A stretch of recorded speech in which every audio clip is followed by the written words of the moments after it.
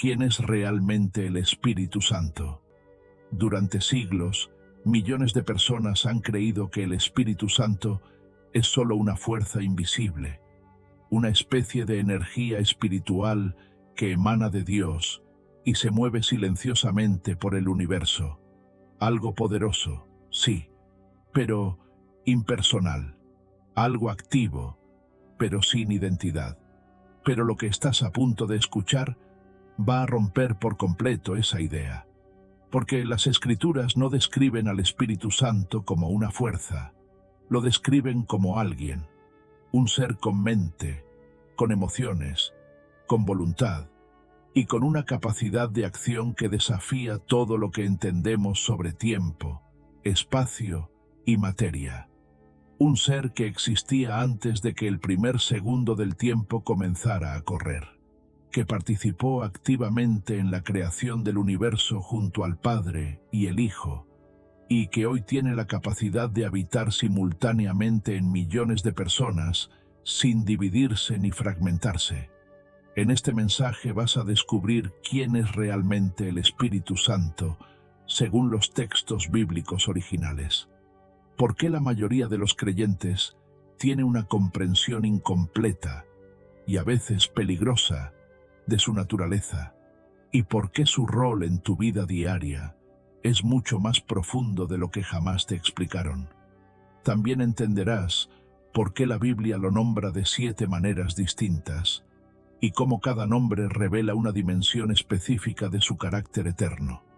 Conocerás las funciones que ha estado ejecutando en la tierra por más de 2000 años. Y sí, hablaremos del pecado que las Escrituras describen como imperdonable, ese del que casi nadie quiere hablar, porque esto no es teoría religiosa. Estamos hablando de un ser divino que conoce tus pensamientos antes de que los formules, que intercede por ti cuando no sabes ni cómo orar, y que tiene el poder de transformar tu naturaleza humana desde lo más profundo. La verdadera pregunta no es si el Espíritu Santo existe. La pregunta es por qué algo tan esencial para la fe cristiana se entiende tan poco. ¿Por qué millones de personas van a la iglesia cada semana sin saber realmente con quién están tratando?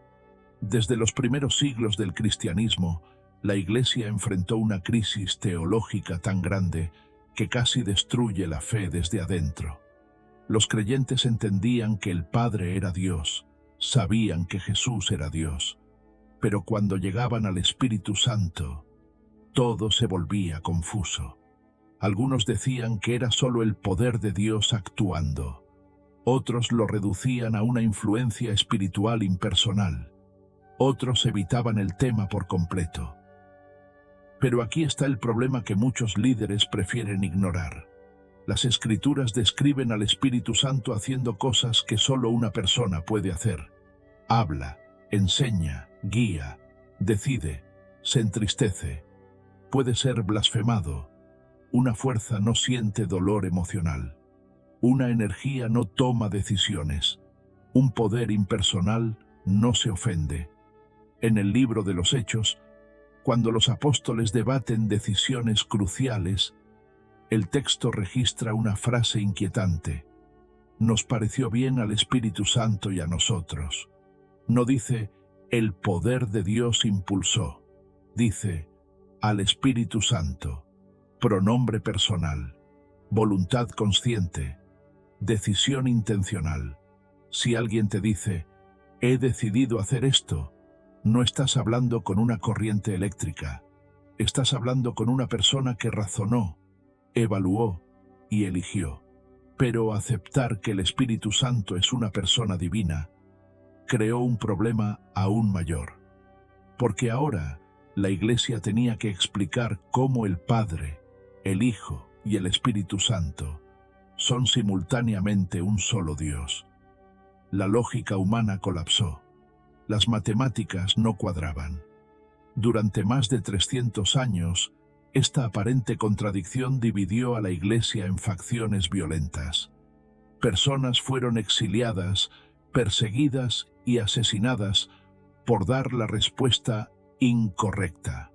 Emperadores romanos convocaron concilios solo para evitar guerras civiles religiosas. Obispos viajaron miles de kilómetros para debatir la naturaleza exacta del Espíritu Santo. Algunos murieron en el camino, otros fueron ejecutados por sus conclusiones. ¿Por qué tanto conflicto?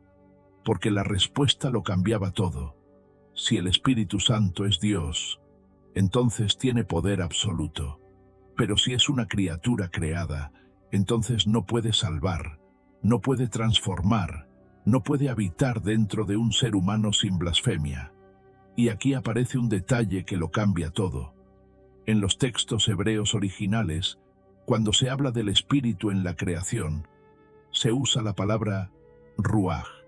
No significa viento común, significa aliento de vida con intención, conciencia y propósito. Cuando Génesis dice que el Espíritu de Dios se movía sobre las aguas, no describe una brisa, describe a un ser consciente evaluando el caos primordial antes de convertir la oscuridad absoluta en un universo perfectamente ordenado. Era como un arquitecto divino inspeccionando un terreno vacío antes de construir la estructura más compleja jamás concebida. Pero resolver su identidad solo fue el comienzo. Las Escrituras no lo llaman por un solo nombre. Lo llaman de 7 maneras distintas. Espíritu Santo, Espíritu de verdad, Espíritu de vida, Espíritu de adopción, Espíritu de gracia, Espíritu de gloria, Consolador. 7 nombres, 7 funciones, 7 revelaciones. ¿Por qué un solo ser necesitaría tantos nombres?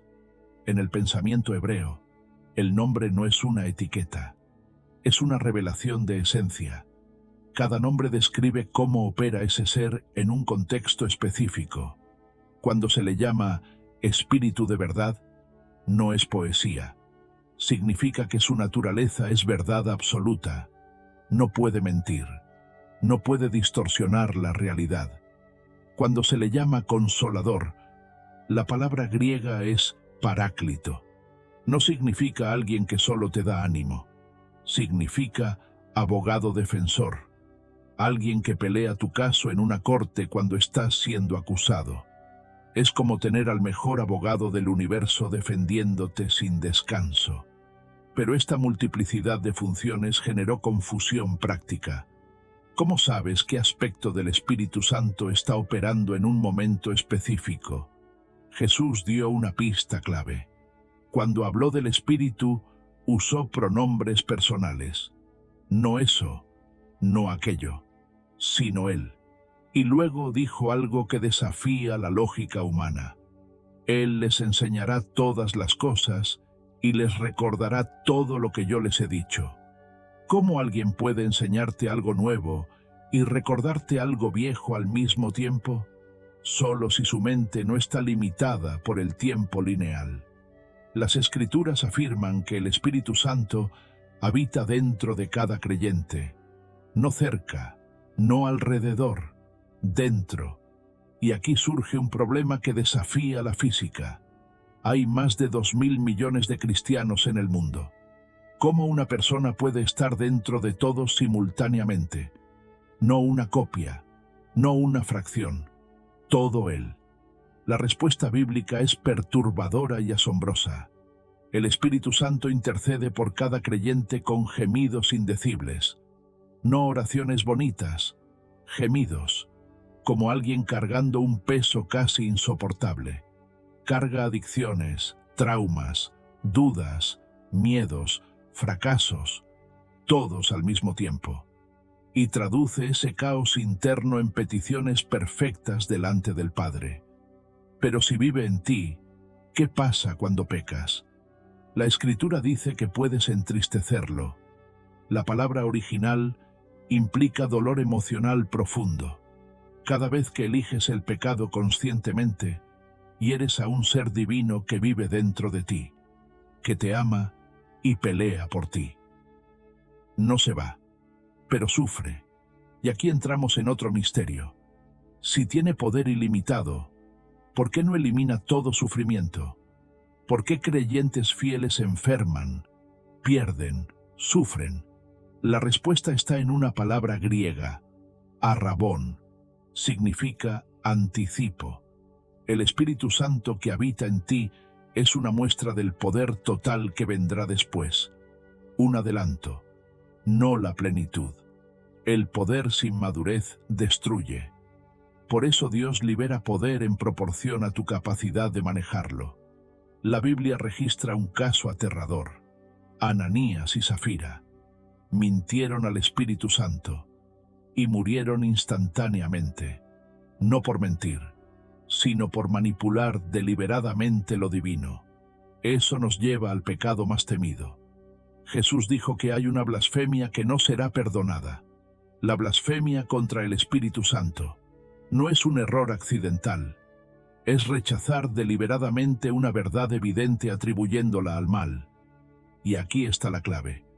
Si te preocupa haber cometido ese pecado, no lo has cometido, porque ese pecado endurece el corazón de tal manera que elimina toda convicción. El Espíritu Santo también cumple una función cósmica. Restringe el mal. Contiene la depravación humana como un dique. Pero las Escrituras dicen que llegará un momento en que esa restricción será retirada. No porque el Espíritu desaparezca, sino porque retire esa función.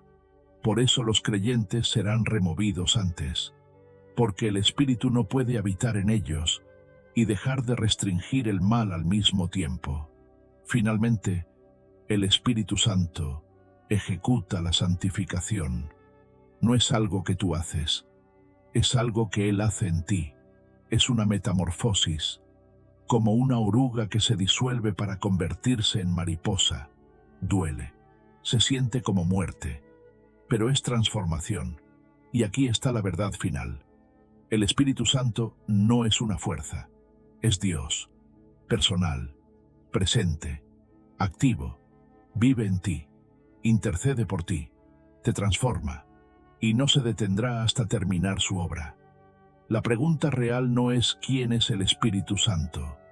La pregunta es qué está haciendo ahora mismo en tu vida, aunque no lo veas, porque mientras escuchabas este mensaje, Él ya estaba trabajando. Si esta revelación resonó en tu espíritu, no fue coincidencia. Compártela, suscríbete a Revelación Sagrada y prepárate para lo que viene.